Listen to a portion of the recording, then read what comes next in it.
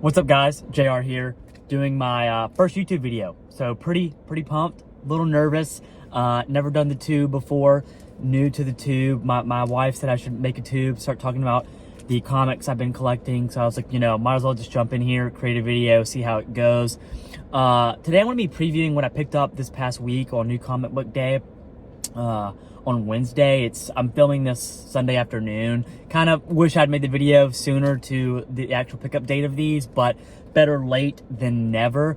So yeah, I'm excited to share what I got here, and then I also got a nice little vanilla latte on deck from a local coffee shop called Frothy Monkey. So kind of thought I'd center my YouTube channel around like comics and coffee, kind of always try to have a coffee on deck while I'm talking about my comics. I'm sure like many of you, I'm addicted to caffeine. I need it just to have my day to day.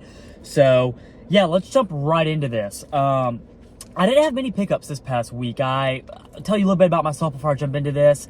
I collected as a kid, not heavily though. My mom would take me to Barnes & Noble's, Books A Million, local comic book shop, and I would pick up whatever I thought looked cool off the shelf. Usually it was like Batman and Deadpool because those are my favorite as a kid. And then fast forward probably like 20 years or so, here I am now, seriously collecting. I got addicted about a year and a half ago, and been trying to catch up, been doing some of the older series. Like I'm right now jumping back to the New 52 era and stuff like that to really kind of see what I missed. But these are going to be what I'm currently collecting. So these are all ongoing series. I think I have like one number one in here, but a lot of these are relatively new into the series. So let's jump right into it. So first, Daredevil by Stephanie Phillips, issue 4. This is the variant cover. So paid a little bit more for that, about $10 for this one, but the cover looked so sick. I had to have it, guys. This has been great so far. I'm a big Daredevil guy. I recently just went on like a Daredevil train and started reading like everything Daredevil. Haven't even can I talk? Haven't even seen the show yet.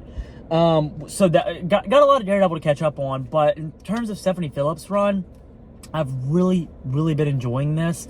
I think you guys will too. If you can get your hands on 1 through 3 and catch up, it's really worth it.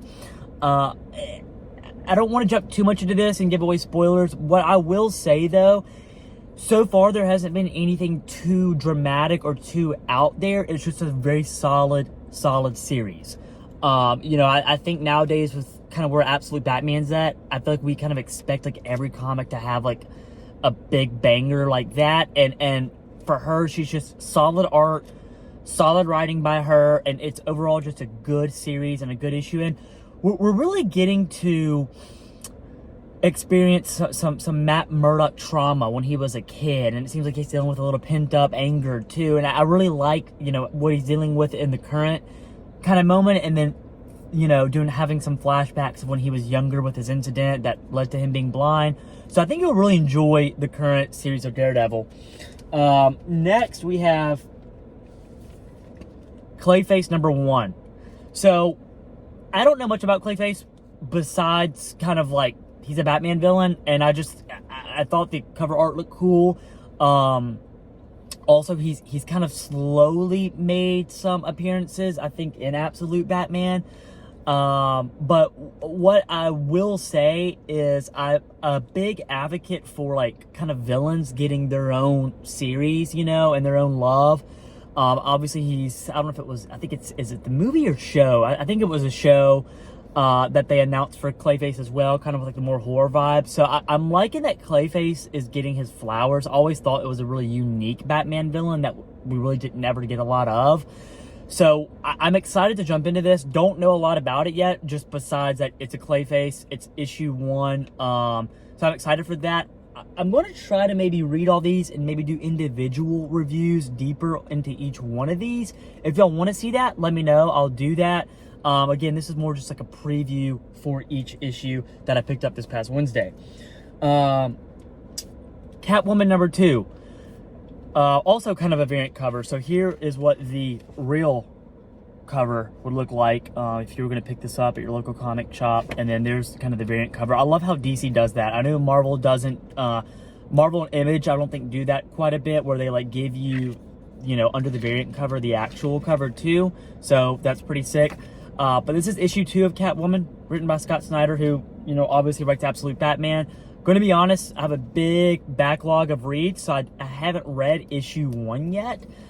Not a big Catwoman guy. You know, always enjoyed her being in Batman and the relationship that they've had. But the only real reason I picked this up was because it was written by Scott Snyder, and so I have, you know, good faith in him that he'll pull through and write a really good series with just her. But I've enjoyed her from what we've seen from her in Absolute Batman so far, so I'm hoping I'll enjoy her own series as well.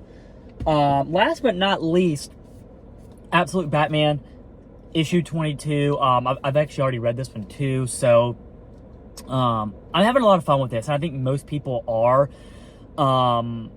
There's really nothing to say besides it's really good. Get your hands on it. Go read it. If you like Batman, if you don't like Batman, I think you'll still love this series. My only complaint right now, and I've heard of a few other, you know, YouTube creators or reviewers, whatever, say this, is there's just been a lot going on and a lot of introductions to, you know, this universe's, you know, characters and villains. It seems like almost every issue we were getting introduced to a new set of villains or characters.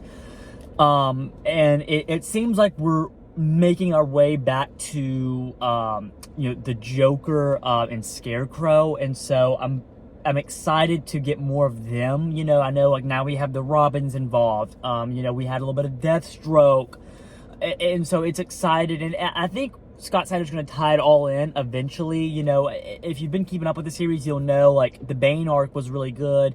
It really focused on Bane and Batman. Like, that was pretty much it. And then we kind of had that Poison Ivy arc, which was pretty good too. And this current kind of arc has just been a lot of things going on. It's still been good though.